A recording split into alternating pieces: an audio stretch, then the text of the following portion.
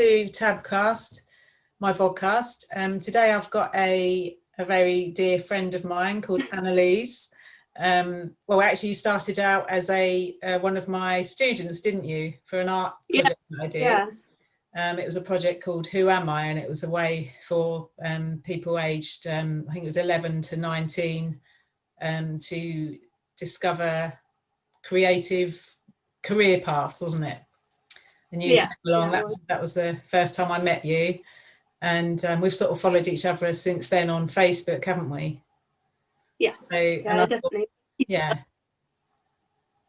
And I've watched you blossom, and it's been great, because when you first came to me, you were sort of, you were well on your way with your creative path, but now you're sort of, so you're 20 now, aren't you? Yeah, I think I came to you when I was like 15, 16. Yeah, that was it. Yeah. So do you want to just introduce yourself? Yeah, I can do. I better do. I'm Annaliese, as Tab said. I'm currently studying costume with textiles at university. I've done 2 years, and I'm on placement year. I'm supposed to be in theatres and like working on film and TV, and then I'll go back for my final year. So yeah, it's been a journey. I mean, I originally wanted to go into art restoration, and then that suddenly turned into costume. So as these creative paths do, don't they? Yeah. I mean, I'm still creative, definitely. I mean, I still love my art, but something is where I enjoy, everything really. Yeah, everything creative. Mm-hmm. So how would you describe yourself as a creative person then? Going in straight in with hard questions. Sorry. What's your elevator pitch? I describe myself to other people as kind of like the cool grandma. Yeah, like the cool grandma that like likes to sew but is also kind of down with the kids. Odd thing to say at 20 years old, but Yeah, you are old, not old before your time. You've got an old head on young shoulders, I'd say that. Thank you. Yeah, that was because when you were at my group, you were more like one of the helpers, weren't you, than one of the kids that would actually participate. Yeah, I mean, I think I'm the oldest of the group, so I kind of fell into that role, I think. Yeah, I could trust you to help other people, and you was very mature for your age. I liked that. So I mean, if you were describing your job, how your sort of your path, as in your career as it's starting now, what would that be then? Career-wise at the moment, I mean, obviously I'm working towards costumes, so making and designing costumes for film, TV and theatre, but currently with the current climate, it's not doing so well with placements. So I've just focused on my little business. I run a small business called Post Pluto Studio now, where I kind of sell dark academia, cottagecore, vintage inspired book themed things. I think that sums it up, if that makes sense. So that's currently where I'm going with everything at the moment. Hopefully once all the pandemic is over and I can get some more work experience and I go back to uni and get my degree, then it will be the costume way from then on. Yeah. So what will your degree be in? My degree, the name is Costume with Textiles. So my course is kind of split into 3 sections. So I do costume design, textiles for the costumes, and the making of the costumes. Right. So I've kind of got a wide range of knowledge to then hone in on later in life. Yeah, so that could take you in quite a few paths then, couldn't it? You could end up on something like, is it Bridgerton, the at the moment? So you could be Bridgerton. I have such a love-hate relationship with Do you? Why is that? Are the costumes all wrong? No, it's not that they're all wrong. They made some decisions to I think they tried to do it to bring it into a wider modern audience, which work well, but also there are a few things that personally I just think they didn't get right. It's a debate and a half. Because they haven't gone true, like some of these costume dramas, they go true to the era, don't they? And they make sure that it's true. But this is a sort of amalgamation, isn't it? Not that I've seen it, but I've just heard. Yeah, I think if they did do it fully true and historically accurate with the costumes, I feel like they wouldn't have reached the young audience that they have done, and such a wide audience, because it's gone big. Like everyone I know has watched it, so yeah, I've yet to watch it. Oh, it's good. I just don't get time to sit and watch TV. It's just, you know, one of those things I'd love to do, and it's on my list, but I haven't actually got around to doing it yet. So I don't really. I tend to watch. I just put it on in the background while I'm sewing or while I'm cutting stuff out, so I can watch it, but I'm not focused on it, you know. Yeah, yeah. So you mentioned your little business that you've got. What sort of things do you make for that? I mean, you said a couple of words that I was like, well, what on earth does that mean? Arcadia or something, isn't it? Yeah, dark academia. It's kind of like, it's kind of like, you know, like the genre of punk, how people dress punk. Yeah, it's like that. Like steampunk. Yeah, it's not like steampunk, but it's of one of those genres kind of thing. It's a lot of people. The aesthetic is like big grand libraries and statues and tailored trousers with smart shirts. Yeah. Kind of an aesthetic that people can dress or, you know, go about their life with. Yeah.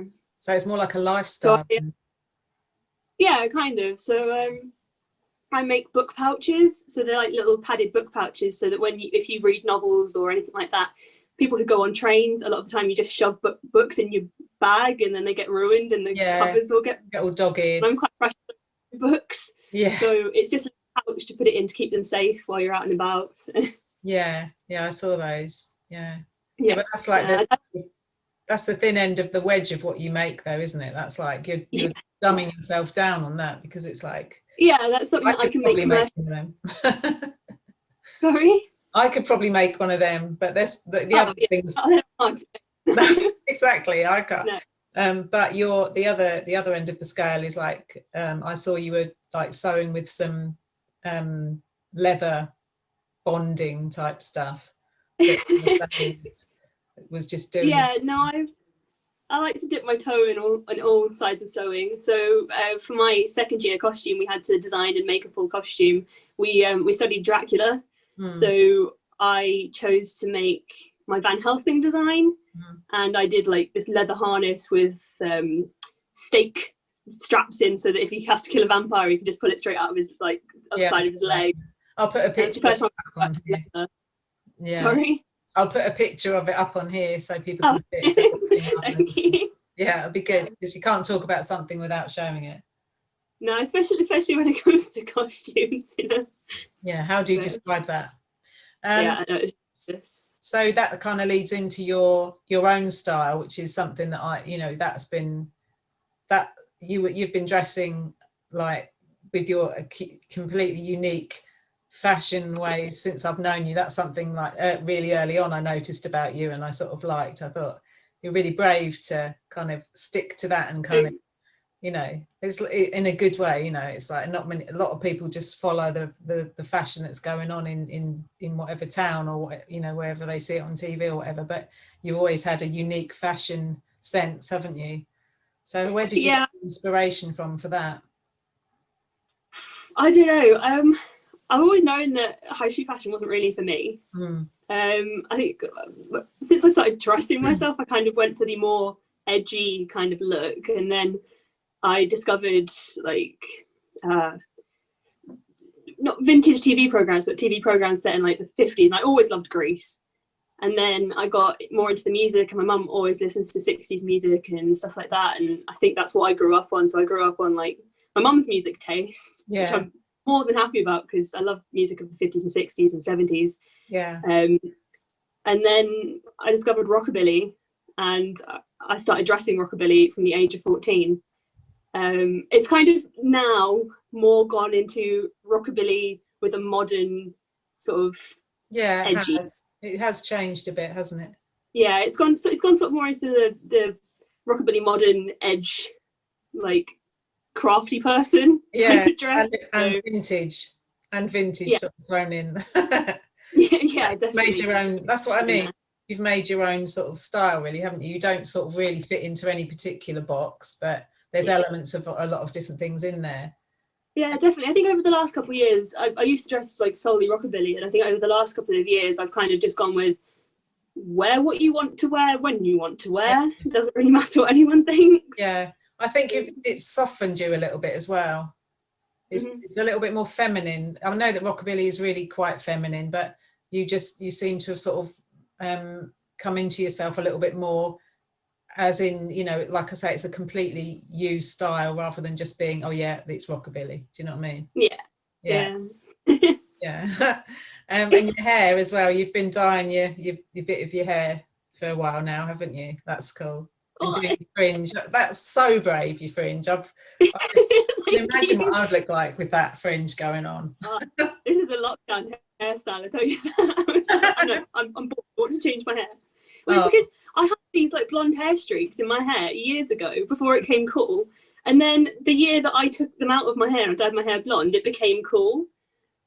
Like a modern day cool. Yeah. And so I was like, bugger it, I'm going to get a fringe. And then I dyed it like Narcissa Malfoy, so from Harry Potter.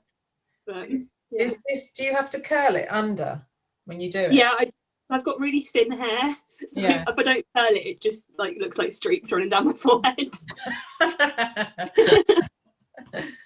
And how's the shortest you've ever had it? Because it's really long at the moment, isn't it? Yeah, it is, because I've not actually had anything cut off of it. I think the shortest I've had it is probably about chin length. Yeah. I haven't quite done pixie cut yet. No. That might be the next disaster, but we'll deal with that.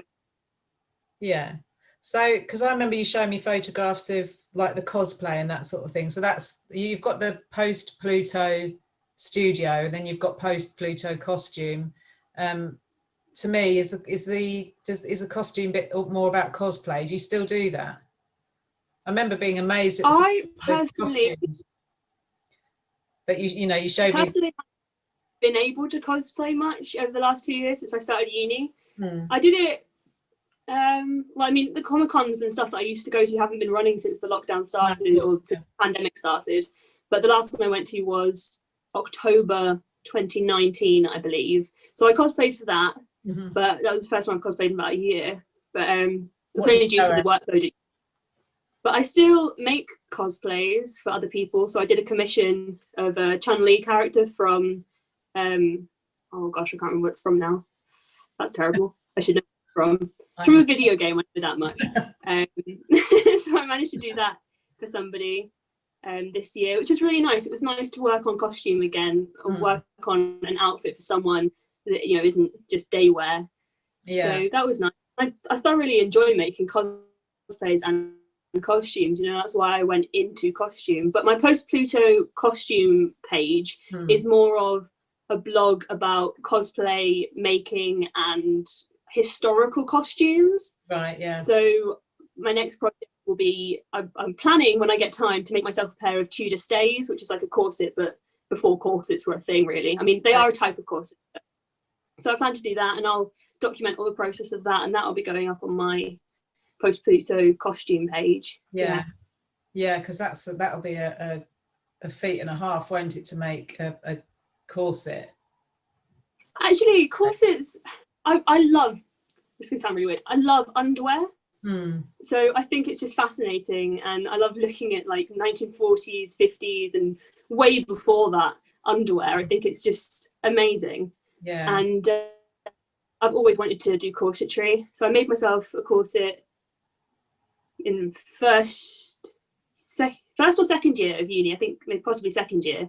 And it was actually a lot easier than I thought it was going to be. I had a few fitting issues, but it's first corset, that's what's going to happen. But I thoroughly enjoy it, so it's not so much of a task. It's something that I can do while I'm watching. If I'm doing any hand sewing on it, I can do it while I'm watching Netflix or anything like that, and just chill out and zone out from the world. Quite nice.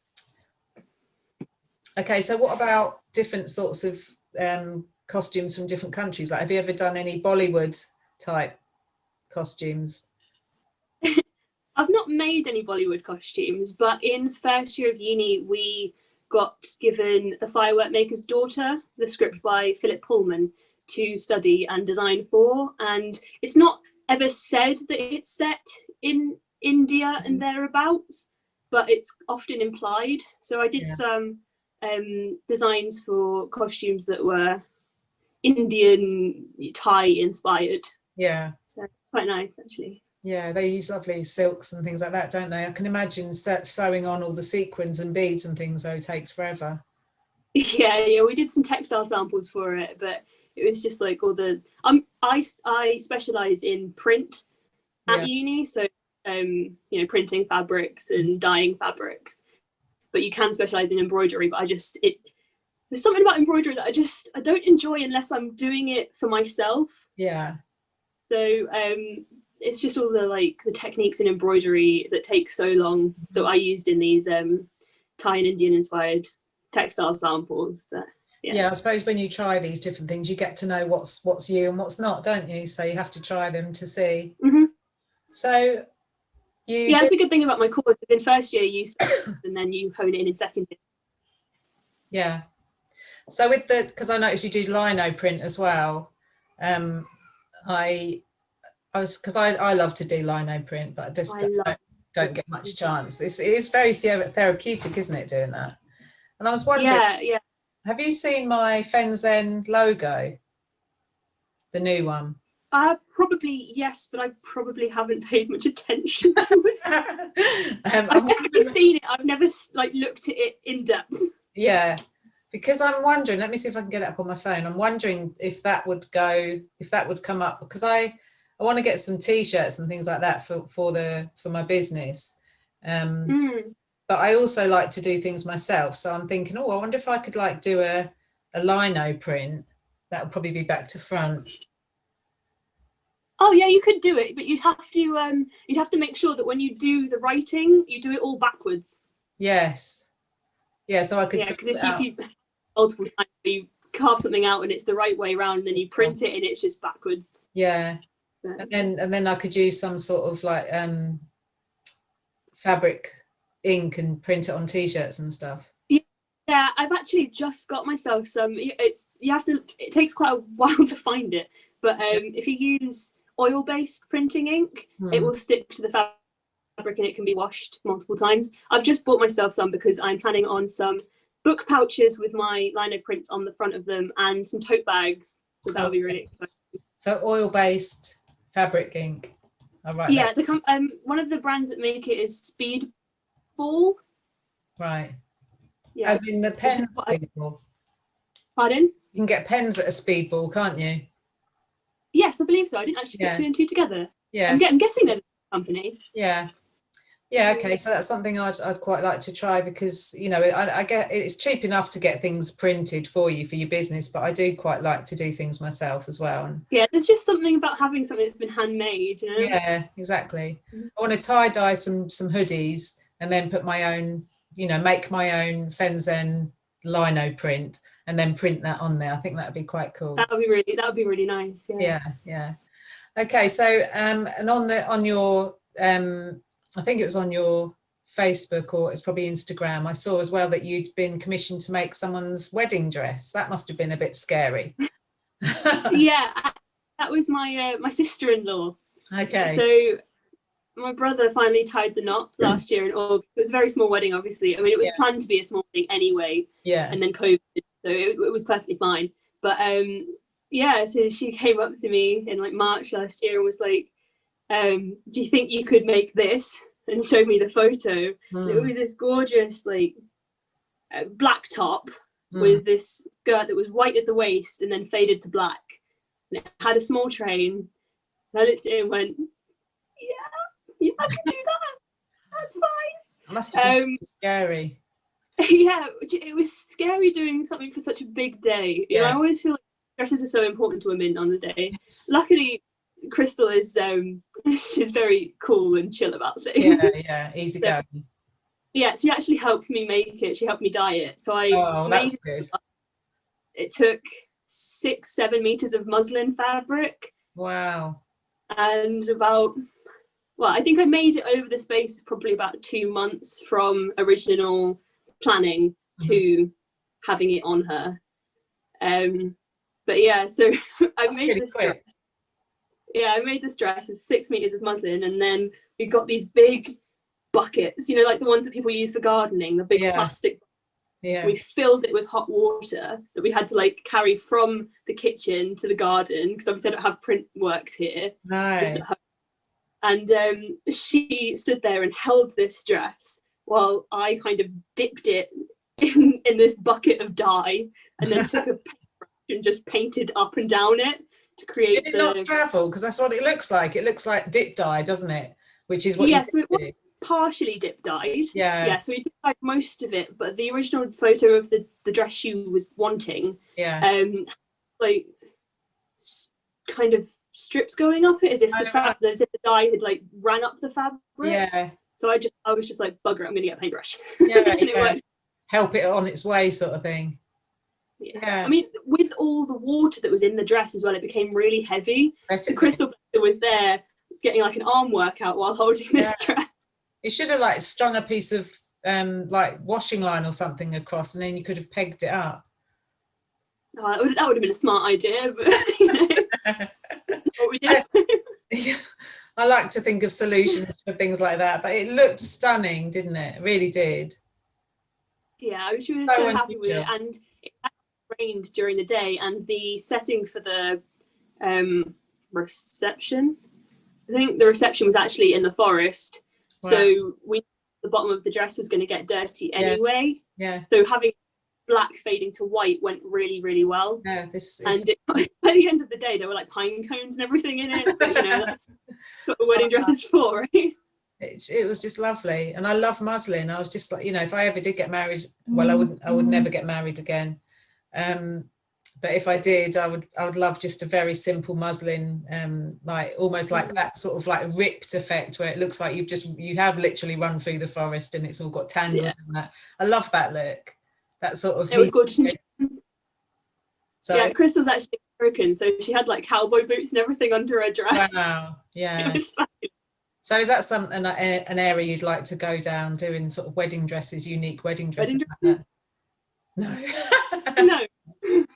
Just think of the money though. Like each dress, people pay so much money for each dress, don't they? You'd only have to work twice a year. Are so particular on what they want, and sometimes it's just not possible. I feel like it's just too much pressure to be put on one person, and I love wedding dresses, they're gorgeous, but I just don't think I could do staring at mainly white for the rest of my life.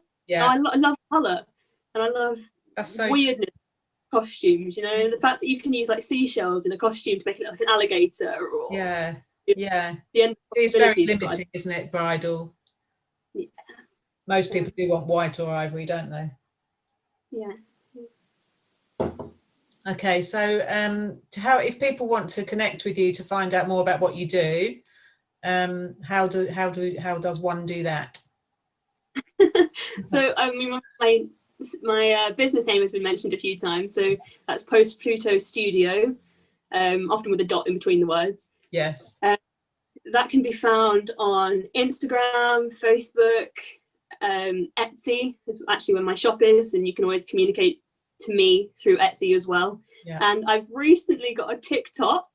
Oh, have you? I didn't know that. Yeah. Oh, so I've got write this down. What are you on TikTok? Videos on there, and like packing videos, because I absolutely love packing orders. I think it's a bit strange, but you know, just make it pretty. And I always add in like a little tea bag, because I think when I'm at my most relaxed is when I've got a book in my hand and a cup of tea in the other. Yeah. I'm just spaced out, and I think adding in a tea bag just kind of reminds people to just take 5 minutes. That's such a cup of tea. Yeah, so I love your lino print of the cup of tea in the books. That's really nice lino print. This one. Yes, is that the lino? Is it? Yeah, so this is like the block that's been cut. Where do you get your lino from like that? I actually get it off Amazon because it's the cheapest I can find it. I buy it in packs of A3 lino, and then I just cut it down. Yeah. What brand is that? To do it. What brand is that one? I have no idea, to be honest. You're good, are you? It's just, I don't know what the brand is, but I know that it's just rubber lino. It's like, anytime you see a blue lino, it will be that lino. Yes, yeah. You could have used an affiliate link for that. And got yourself some money. No, I don't know, because I just get it on Amazon, so I just see it and I'm like, yeah, I need that, because I always forget to buy things until I run out of them. Yeah, it is good stuff though, isn't it? I've used a similar one, but it's red and it's quite stiff. I think there's I've used a few different types, and the blue one is my favourite so far. Yeah, it looks like you can go down quite small on that. You can go down quite small on it, and what I like about it is you can wash it over and over again, and it never like breaks. Yeah. I've used this like Hessian back stuff. These are my crystal baubles. Oh. But I find that the more you use them and the more you wash them, the stiffer they get, and then it's just they don't print as well. Yeah, that again is about experimenting, isn't it, and finding out which one works both for you. I've had a few, well, not a few. I've had one bad set of lino cutters where they must have just been cheap ones off Amazon, and the you need something really sturdy to push them along, don't you? And the ends kept popping off, and you'd get like the indents on your on your palms so it's always worth investing in a decent set of lino tools as well, isn't it? Yeah, I'm currently using the SD ones. I think it's ESSDEE, I think. Yeah, it is. So I've got them in a cupboard next to me. Yes. I use their water-based printing ink as well for my lino prints, and then like I say, I've got the tote bags coming soon, hopefully. So what are you excited about making? What's going to be added to because you obviously must, as a creative, you're constantly like me thinking what you can make next. So what's on your make next list? Oh, definitely. For the business, I've just made up today a few more sets of scrunchies. So some glow in the dark galaxy themed ones, which I'm very excited about. Yeah, and got a few more book pouches coming, a few new designs, and then obviously the tote bags, which I'm very excited about. I've been wanting to work with lino on fabric since I opened my business in November 2020. I just never find the right printing ink, and I finally found it, and it came in the post, so I'm very excited about doing that. And then personal side of things, or historic costume side of things, obviously the pair of stays, which I'm very much looking forward to doing. And to be honest with you, I think I might have to make myself another pair of dungarees, because I'm living in these currently, and my other pair are a bit too summery. They're like bright turquoise, so they're a bit too much this time of year. It doesn't matter if you're not leaving the house, no one will see you. It doesn't matter at all. Yeah, so you make dungarees as well, don't you? They're like they're more of at the moment. Yeah, they're more of a rarer item on my page. I actually only sell them through Instagram at the moment, because they take a lot longer to make than a book pouch I can do in I can do maybe 2 in an hour kind of thing. But these take me like 3 or 4 hours to make. So I only open up for dungarees like every 3 months or something like that, and I only really take about 4 or 5 at the time, just because I'm so busy with everything else, and I'm trying to get placements as much as possible. I'm currently doing some costumes for a small film that's hopefully going to be filmed in March. But... Any more details on that one? I don't know if I can say anything more. I'm not 100% sure at the moment. It's very early stages, and I don't want to say too much about it yet. Yeah, I know what you mean, because it's sort of jinxing it, isn't it? You want to keep, it's nice to have a lot of secrets. Films, a lot of people that work on films have to be quite secretive about it anyway. I'm not quite sure what the rules are with this one, so I'm just not going to say anything until I know for definite. Yeah, that's good. So have you had any weird that's not very easy for me to say. Have you had any weird requests? I should have done, but I genuinely don't think I have, because I don't make so many so many cosplay commissions and stuff like that. Not many people come to me with it. So I don't have many requests for cosplay commissions. I mean, I'm more than happy to discuss them when they come, but obviously I'm so busy with my business at the moment, it's kind of blown up because of TikTok. And so I haven't had that many. I feel like I should have had a few more, but I did once make a full purple cape for someone, now that I think back about it. Like a floor length bright purple cape, but I don't feel like that's that weird. No, depends what he was going to use it for, like running around town. That might have been a bit weird, but I'd love for him is it running around town, but I think it was for a cosplay for Comic-Con. Yeah, or maybe just to be used in the privacy of his own home. Yeah, possibly. I try not to ask him any Yeah, questions. it's probably best. And there was a guy on television the other day who just dressed as a rabbit all the time. Did you see him? You know what? If it makes him happy, go for it. Yeah, he walked through town, and he said that people have that attitude towards him. You know, they just like, people just say hello to me, the children are waving and that sort of thing. Nobody asks him any questions. He just likes dressing up as a rabbit. Nice. You know, each to their own. Yes, exactly. So I mentioned it, but I didn't get it. What's your TikTok name on TikTok? Oh, my TikTok name is also Post Pluto Studio. Right.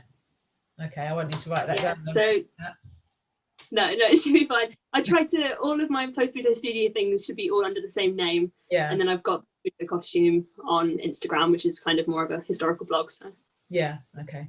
Okay, so what does the future hold for you, Annaliese? What do you hope it holds? What's your ideal job? Sorry? What do you hope it holds? And what would be your ideal job? I'm still very early stages. Obviously, I want to go into costume, but there's actually quite a lot of different jobs in costume. Yeah. Which, when going into, I didn't quite realize. I think I've pretty much figured out that for the first 5 years after I graduate, while I'm still young and capable on my feet, I want to be a set runner. Yeah. So, on set on films and TV series and stuff like that, just making sure that people's ties are in the right place from scene to scene, and continuity. Continuity. If someone manages to break their costume, I'm there right with a gaffer tape and a needle and a thread. Yeah, that would be cool. Yeah, I'd really like to get onto that. So yeah, hopefully I'll have some experience on set with the film that I'm working on currently. Yeah, we're not too sure. It's only being filmed in a week, so I don't know quite how much time we're going to have on set. But no, how wonderful.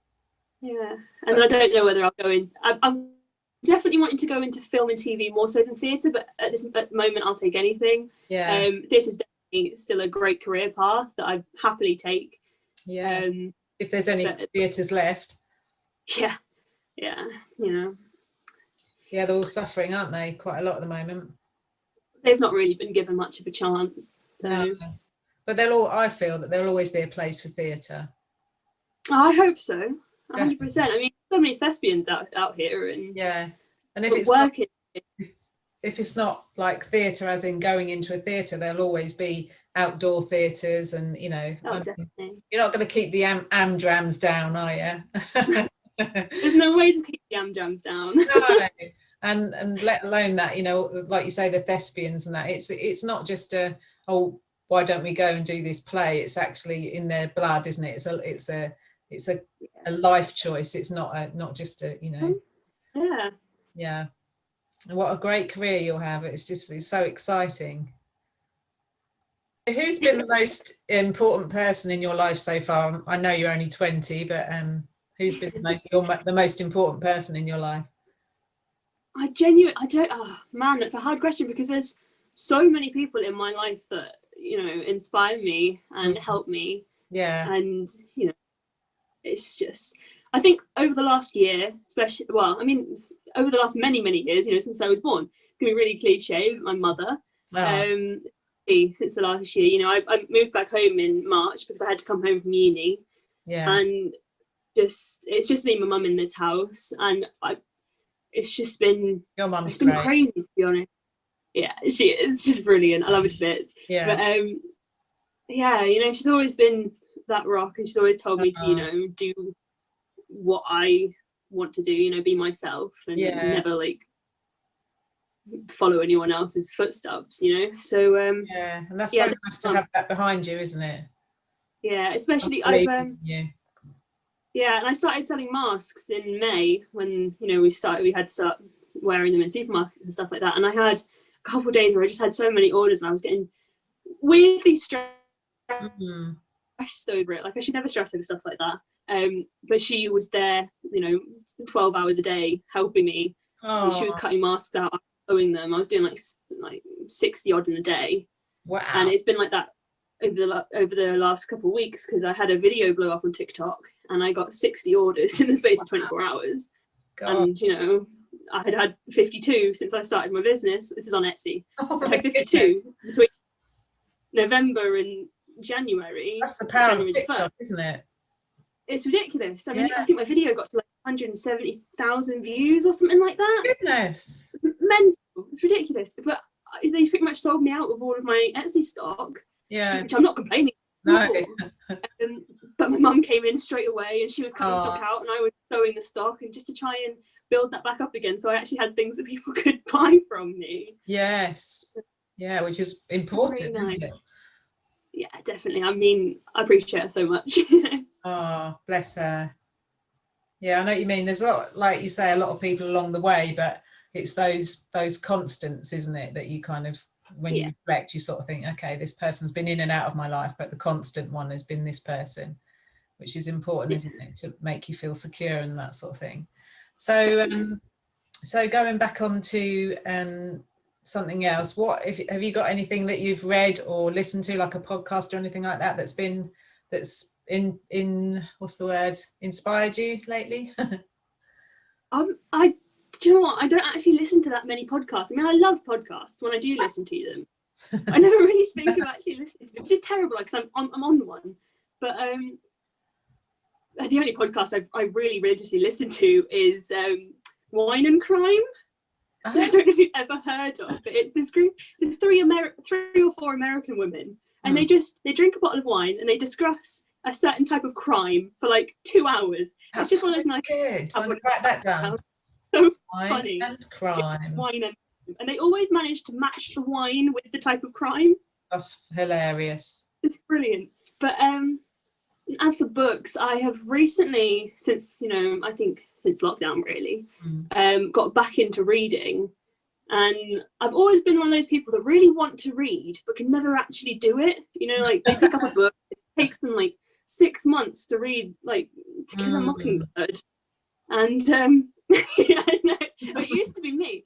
But I started reading more and more, because we have to choose what we want to do in final year. So we can choose a book or a play, or, you know, a TV series or ballet to design for. And I knew that I wanted to do something historical fantasy, and I've always had this love for sort of Victorian circus wear. Yeah. Looking for these books about which ones to do, and I came across this novel. It's a trilogy called the first one is called Caraval. I can't quite remember the name. I think the author is Stephanie Garber, but I'm not 100% sure off the top of my head.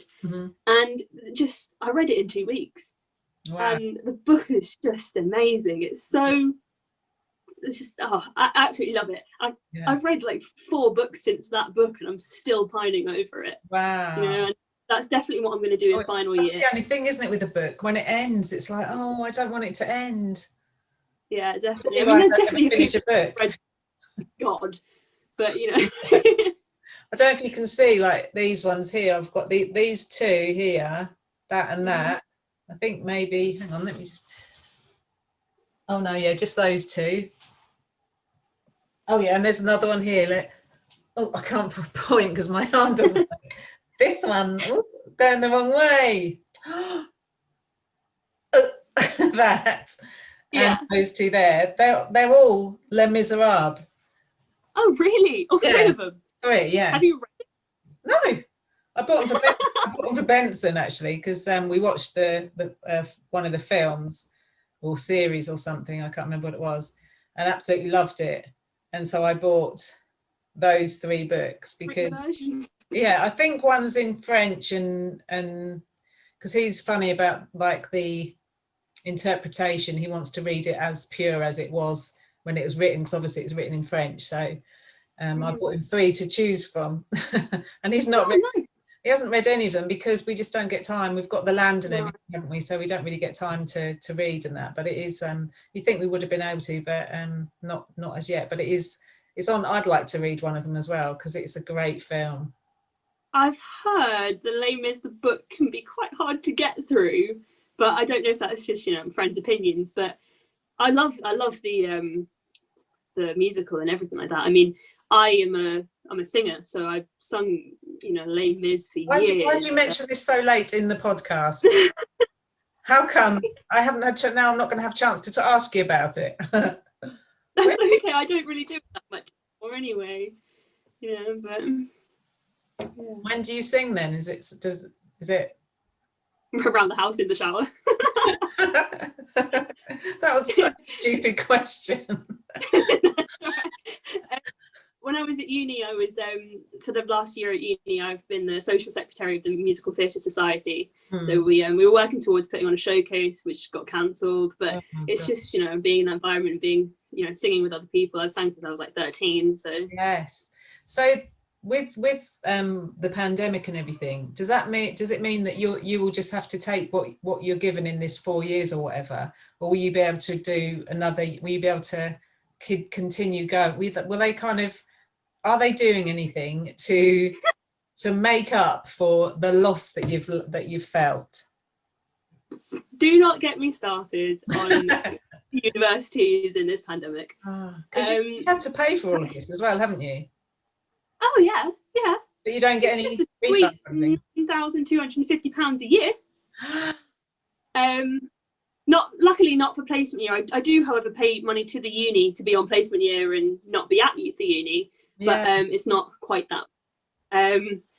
As a placement student, I currently feel like I'm probably in the best position as a uni student this year, because I mean, even though placements are ridiculously hard to come by, especially when you're working in costume at the moment. I bet it's like, oh my goodness, how am I ever going to get a placement? Yeah, it's mental. But we have been given the opportunity to log freelance work as placement hours. So we have to do so many hours a week, and it counts as a week towards placement. We have to get so many weeks of placement to, you know, go forward in our degree, so that when we come out, we have a certificate that says we've done a placement year. But I know that my friends who are all at uni at the moment, they got help, or they got, I can't remember what it is,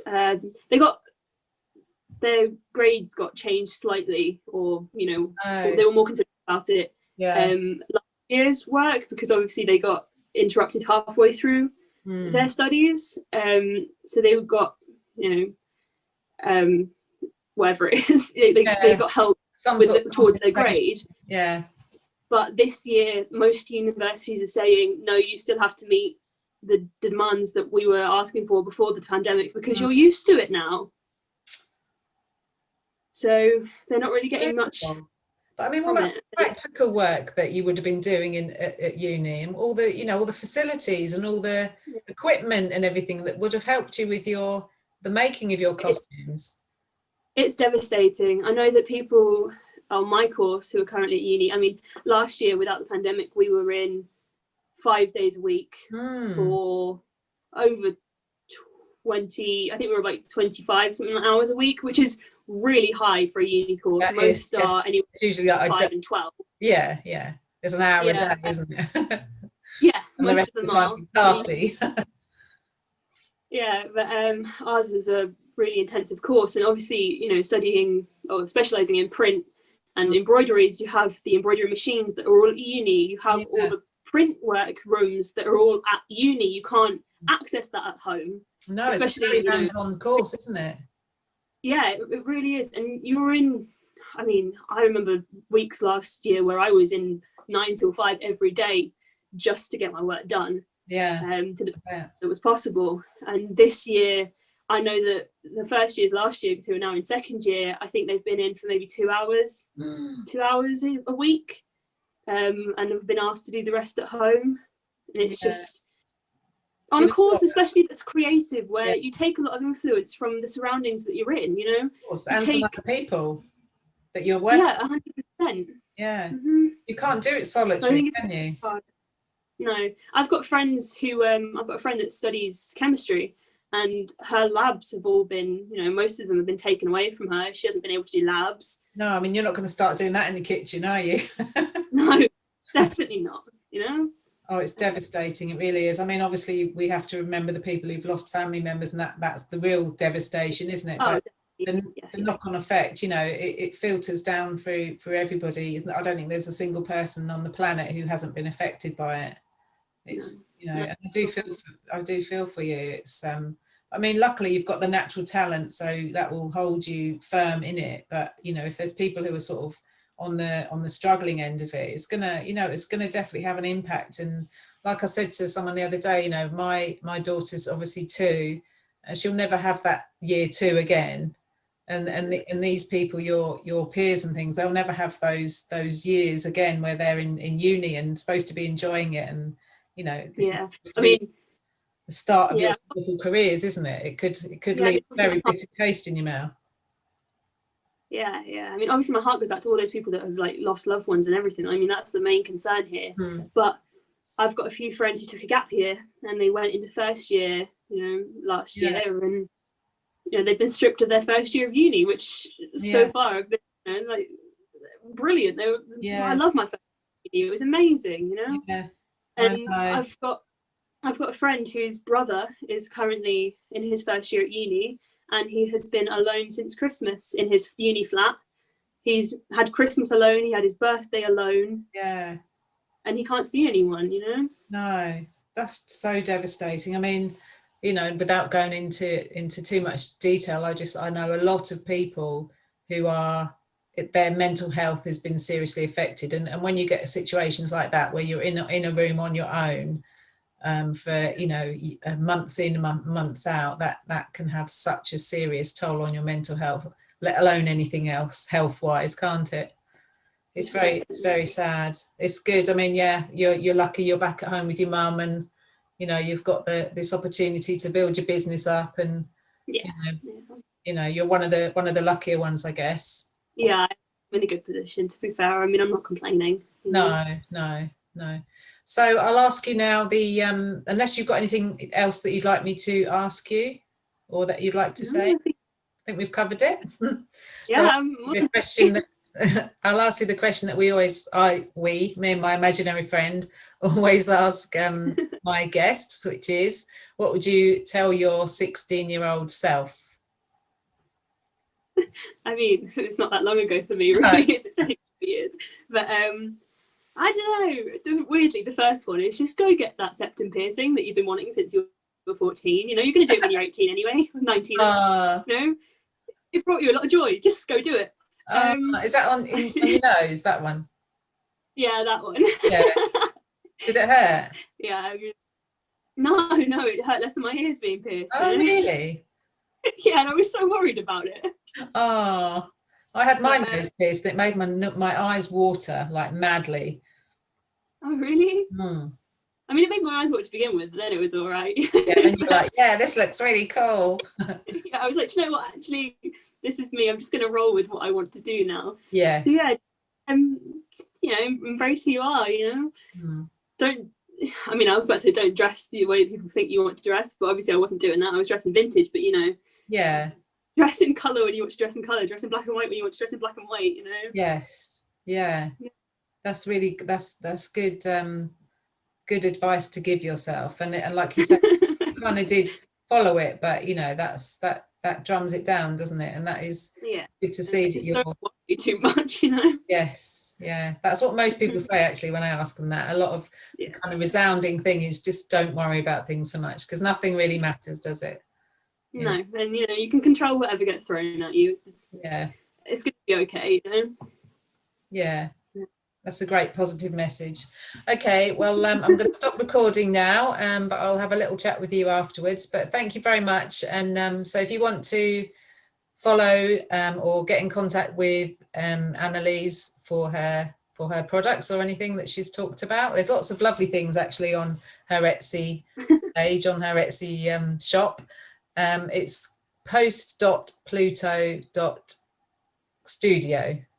Yes. Yeah. I'll when I edit this, I will be putting it all up. So thank you very much, Annaliese. I'm going to stop recording.